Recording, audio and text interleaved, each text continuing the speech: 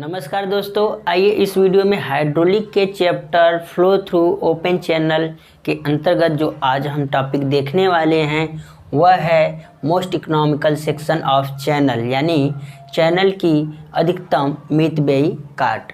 अगर अभी तक आपने हमारे चैनल को सब्सक्राइब नहीं किया है तो सब्सक्राइब कर दीजिए और अपने दोस्तों के साथ अधिक से अधिक शेयर करें ताकि जितने भी सिविल और मैकेनिकल के पॉलिटेक्निक कर रहे स्टूडेंट हैं सभी को बेनिफिट हो सके। और अगर कोई आपको डाउट होता है तो आप कमेंट कीजिएगा, हम उस डाउट को अगले वीडियो में दूर करेंगे। तो आइए हम देखते हैं कि कैसे हम किसी चैनल का मितव्ययी काट प्राप्त करेंगे। हम जानते हैं कि चैनल का निर्माण यानी कि नहर का निर्माण करना है तो हम कैसे करेंगे। ठीक है, चैनल का निर्माण हम खुदाई के द्वारा करते हैं। तो एक इकोनॉमिकल सेक्शन प्राप्त करने के लिए हमें क्या करना होगा कि ताकि हमें कम से कम पैसा खर्च करना पड़े। जैसे अगर मान लीजिए कोई प्रवाह विसर्जन हमें क्योंकि फाइंड हो जाता है, अब उसी विसर्जन के लिए हमें वह काट प्राप्त करना है जिससे कि न्यूनतम खुदाई करनी पड़े और पैसे भी खर्च कम होंगे। तो उसी को हम क्या बोलेंगे, मितव्ययी काट बोलेंगे। तो इस प्रकार से हम कह सकते हैं यदि किसी चैनल में अधिकतम विसर्जन के लिए खुदाई न्यूनतम करनी पड़े तो चैनल की ऐसी काट को अधिकतम मितव्ययी काट कहते हैं। यानी कि वह काट जो है कि वह अनुप्रस्थ काट जिस पर कि खुदाई कम करनी पड़े, यानी कि विसर्जन भी अधिक हो और खुदाई भी कम करनी पड़े, तो ऐसे अनुप्रस्थ काट को ही हम क्या बोलेंगे, अधिकतम मितव्ययी काट बोलेंगे। तो हम अधिकतम मितव्ययी काट कैसे प्राप्त करेंगे। अब विसर्जन, अधिकतम विसर्जन के लिए विसर्जन बराबर क्या होता है, A इंटू B होता है। A क्या है, अनुप्रस्थ काट का, अगर ऐसे नहर है तो अनुप्रस्थ काट का क्षेत्रफल, ठीक है। और V क्या है, जो इसमें द्रव प्रवाहित होगा उसका वेग है। अगर हम क्या करें, A को कांस्टेंट मान लें क्योंकि इसका जो ये अनुप्रस्थ काट रहेगा वह स्थिर रहेगा, तो वेग को जब हम अधिक होगा तभी क्या होगा, यह डिस्चार्ज भी, विसर्जन भी मैक्सिमम होगा। तो इस प्रकार से हम कह सकते हैं कि अधिकतम विसर्जन के लिए वेग का मान क्या होगा, अधिकतम होना चाहिए। हमने एक फार्मूला पढ़ा था चेजी के लिए, वेग का निकाला था, तो V बराबर C√m/I निकाला था। ठीक है, पाइप वाले चैप्टर में हमने पढ़ा था। तो C क्या है, चेजी स्थिरांक है, ठीक है। और M क्या है, द्रवीय मध्यमान गहराई है। और I क्या है, यह द्रवीय ढाल है, हाइड्रोलिक ग्रेडियंट है।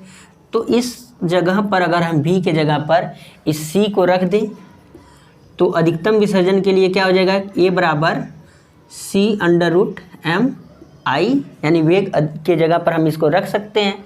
तो इसमें हम देख रहे हैं A, C और I को कांस्टेंट रखना है। इसके लिए हमें M का मान अधिक रखना पड़ेगा, यानी कि Q के अधिक मान के लिए क्या करना पड़ेगा, M का मान अधिक रखना पड़ेगा। यानी इस प्रकार से हम कह सकते हैं कि अधिकतम विसर्जन के लिए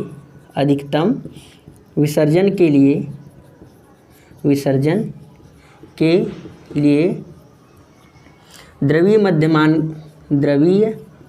मध्यमान मान गहराई, यानी हाइड्रोलिक मीन डेप्थ इसको बोलते हैं, हाइड्रोलिक मीन डेप्थ क्या होना चाहिए, अधिकतम होना चाहिए। अब हाइड्रोलिक मीन डेप्थ बराबर क्या होता है, यानी M बराबर क्या होता है, यानी A/P। यह A क्या है, यह अनुप्रस्थ काट का क्षेत्रफल है, अनुप्रस्थ काट का क्षेत्रफल है, जो इसका यह अनुप्रस्थ काट है उसका क्षेत्रफल है। और P क्या है, भीगी परिमाप है, वेटेड पैरामीटर है, ठीक है, भीगी परिमाप। तो इस प्रकार से हम देख रहे हैं अधिक विसर्जन के लिए जो हाइड्रोलिक मीन डेप्थ अधिकतम होना चाहिए। अब हाइड्रोलिक मीन डेप्थ अधिकतम होने के लिए यह P की वैल्यू न्यूनतम होनी चाहिए, यानी M प्रोपोर्शनल टू 1/P। इससे हम कह सकते हैं कि M का मान अधिकतम रखने के लिए यानी भीगी परिमाप न्यूनतम होनी चाहिए। यानी भीगा परिमाप क्या होना चाहिए? न्यूनतम होना चाहिए भीगा परिमाप। और हाइड्रोलिक ग्रेडियंट लाइन, इन सबको हमने पिछले चैप्टर में बता दिया है। अगर आपको कोई डाउट होता है तो वहाँ से आप देख लीजिएगा, इसको हमने डिटेल में बताया है। फिर भी हम इसको जब प्रूफ करेंगे तो वहाँ पर हम इसको आपको बता देंगे। तो इस प्रकार से हम कह सकते हैं कि मितव्ययी काट के लिए, ठीक है, मितव्ययी काट के लिए कब मितव्ययी काट होगा? यानी कि अधिकतम विसर्जन होना चाहिए के लिए अधिकतम विसर्जन होना चाहिए। कब अधिकतम विसर्जन होगा? पहला, जब वेग अधिकतम होगा तब विसर्जन होगा, यानी कि वेग अधिक होना चाहिए, अधिकतम हो, यानी कि जो काट है उस पर क्या होना चाहिए? वेग अधिकतम हो। और दूसरा क्या है, जो हाइड्रोलिक मीन डेप्थ है वह भी क्या होना चाहिए? मैक्सिमम होना चाहिए, यानी द्रवीय मध्यमान गहराई अधिकतम होनी चाहिए, अधिकतम होनी चाहिए। फिर तीसरा क्या है, अब द्रवीय मध्यमान अधिकतम गहराई होने के लिए P का मान जो भीगी परिमाप है उसको न्यूनतम होना चाहिए। इस प्रकार से अधिकतम विसर्जन के लिए क्या होना चाहिए? अधिकतम विसर्जन के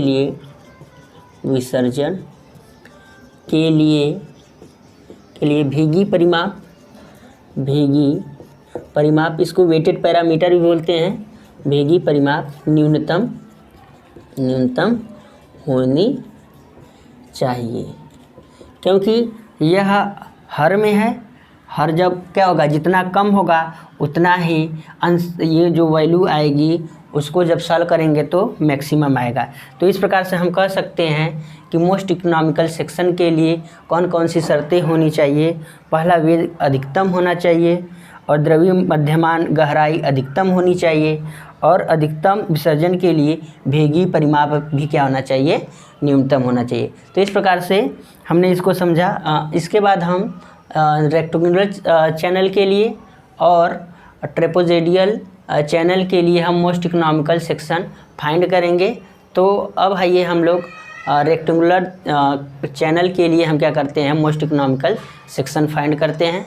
अब आइए हम लोग आयताकार काट के लिए मितव्ययी काट प्राप्त करते हैं, यानी मोस्ट इकोनॉमिकल रेक्टेंगुलर सेक्शन। यहाँ पर हम चित्र में एक देख रहे हैं, एक नहर है जिसका आकार क्या है? रेक्टेंगुलर है, और इसकी जो तल की चौड़ाई है b है और गहराई क्या है? h है। तो हम लिखते चले हैं, माना चैनल की गहराई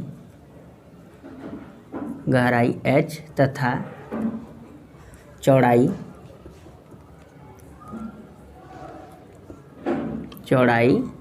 b है, तब इसके काट का क्षेत्रफल, यानी कि तब काट का क्षेत्रफल, चूँकि यह काट आयताकार है तो आयत का क्षेत्रफल क्या होता है? लंबाई गुणे चौड़ाई होता है। तो इस पर ये b इंटू एच हो जाएगा। तो a बराबर क्या हो जाएगा?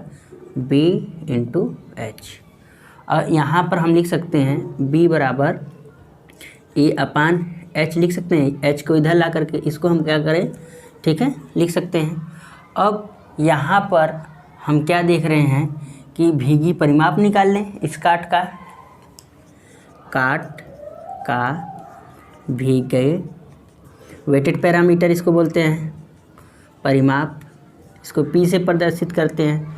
तो वेटेड पैरामीटर क्या होता है, जो यानी सतह पानी के संपर्क में रहता है उसी को हम भीगी परिमाप बोलते हैं।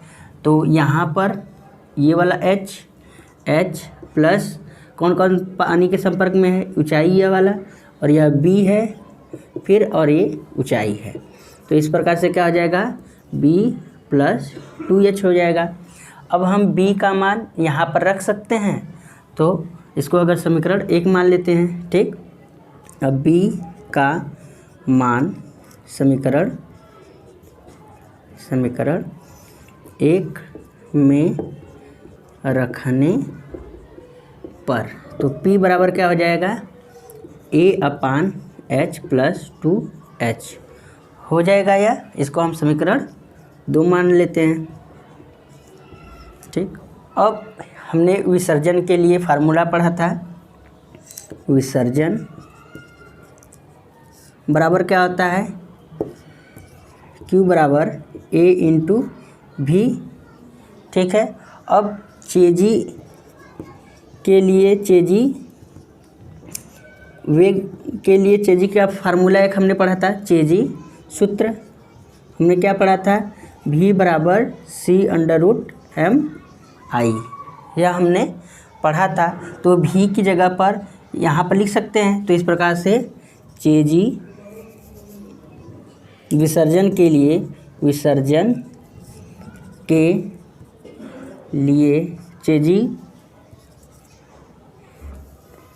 चेजी सूत्र क्या हो जाता है, Q बराबर यहाँ पर अगर हम रख देंगे तो A C√m/I, ठीक है।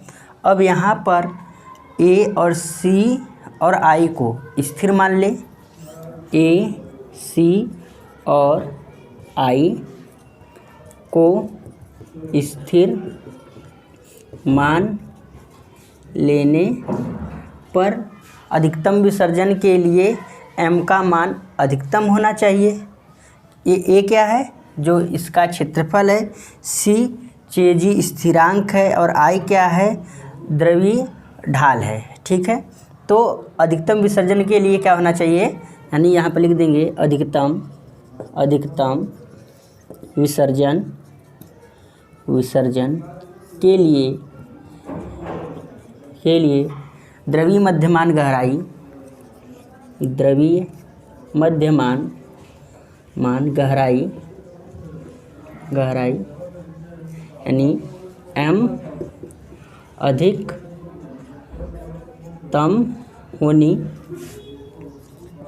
होनी चाहिए, ठीक है।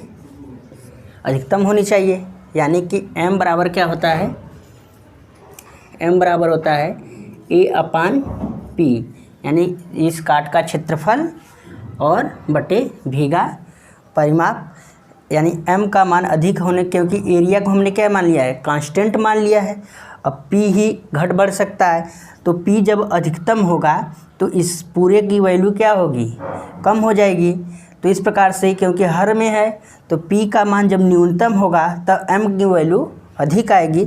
तो m के अधिकतम के लिए, यानी m के अधिकतम मान के लिए यानी P का मान न्यूनतम होना चाहिए, ठीक है। तो इस प्रकार से P न्यूनतम होने के लिए P का मान न्यूनतम कब होगा, जब हम क्या करेंगे, इसका अवकलन कर दें, किसके रिस्पेक्ट में, इस डेप्थ के रिस्पेक्ट में कर दें। तो इस प्रकार से dP/dH = 0। अब P की वैल्यू जो है यहाँ पर, P की वैल्यू यहाँ पर रख दें। P का मान, इसको समीकरण 4 मान ले रहे हैं, 3 मान ले रहे हैं। P का मान समीकरण 3 में रखने पर, ठीक है, रख देंगे तो क्या हो जाएगा, d/dh, यहाँ पर a/h plus 2h equal to 0। इतना समझ में आया। अब हम इस ब्रैकेट को ओपन करते हैं तो क्या हो जाएगा, d/dh a/h plus d/dh 2h equal to 0।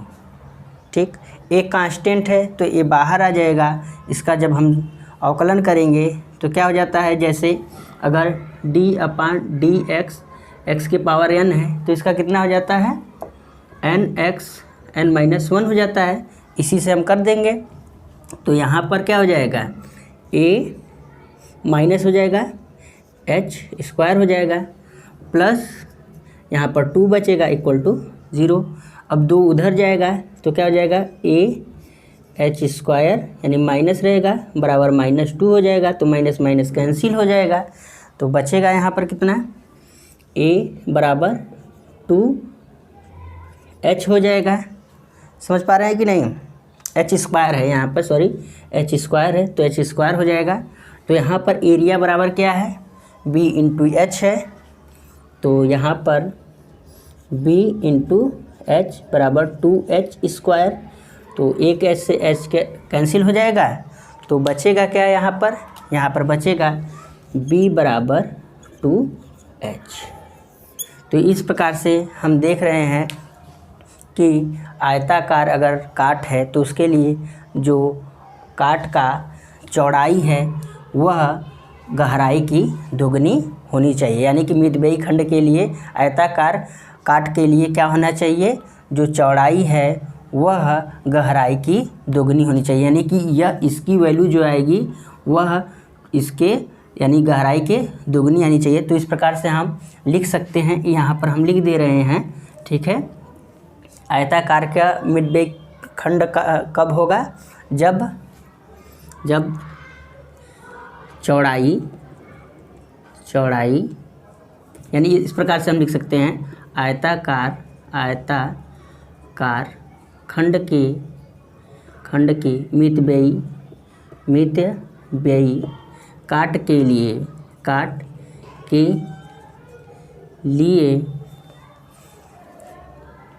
खंड की चौड़ाई गहराई की दोगुनी होनी चाहिए। यानी कि आयताकार मितव्ययी खंड कब प्राप्त होगा, जब उसकी चौड़ाई गहराई की दोगुनी होगी। इस प्रकार से अब हम देखेंगे आयताकार काट के लिए, मितव्ययी काट के लिए जो m का वैल्यू यानी द्रव्य मध्यमान गहराई वह कितनी होगी। ठीक है, तो हम यहाँ पर देख रहे हैं m बराबर a/p है, तो a कितना होता है, b इंटू एच है, ठीक है। और p कितना है, p कितना होता है, हमने निकाला था b प्लस 2h, इतना हमने निकाला था, ठीक है। m बराबर कर दे रहे हैं, तो यहाँ पर b की जगह हम कितना लिख सकते हैं, b की जगह 2h लिख सकते हैं। तो यहाँ पर हम लिख दे रहे हैं 2h इंटू एच अपान b की जगह फिर हम 2h प्लस 2h, तो यहाँ पर क्या हो जाएगा 2h का स्क्वायर अपान यहाँ पर क्या हो जा रहा है 4h हो जा रहा है, ठीक है। तो एक h से h कैंसिल, 2 दूनी 4, तो यानी कि h/2। इस प्रकार से हम कह सकते हैं कितना आ गया, m बराबर h/2। यानी आयताकार के मितव्ययी खंड के लिए जो द्रव्य मध्यमान गहराई होगी वह गहराई की आधी होगी। तो इस प्रकार से हम निष्कर्ष ये निकाल रहे हैं कि अगर एक आयताकार मोस्ट इकोनॉमिकल सेक्शन कब होगा, जब उसकी जो चौड़ाई होगी गहराई की दुगनी होगी और द्रव्य मध्यमान गहराई उसकी गहराई की आधी होगी। तो इस प्रकार से हमने इस वीडियो में मोस्ट इकोनॉमिकल रेक्टेंगुलर सेक्शन को देखा। अगले वीडियो में हम लोग ट्रेपेजोइडल सेक्शन को देखेंगे। अगर कोई आपको डाउट होता है तो कमेंट कीजिएगा, हम उस डाउट को अगले वीडियो में दूर करेंगे। और अपने दोस्तों के साथ इस वीडियो को अधिक से अधिक शेयर करें ताकि लोगों को इस वीडियो का फ़ायदा हो सके। फिर हम अगली वीडियो में मिलेंगे, तब तक के लिए नमस्कार।